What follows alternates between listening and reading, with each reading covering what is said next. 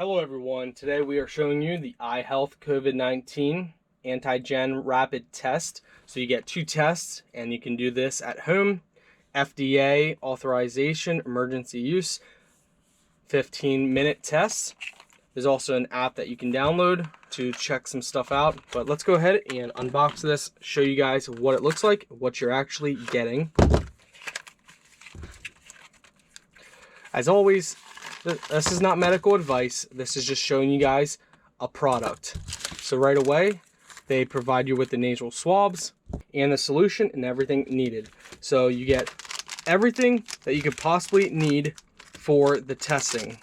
Let's go ahead and open this up, show you guys. So you have 3 drops.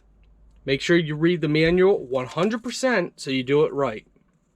But that's what it looks like. Got the solution, the swab, and the test. It's very simple, my friends.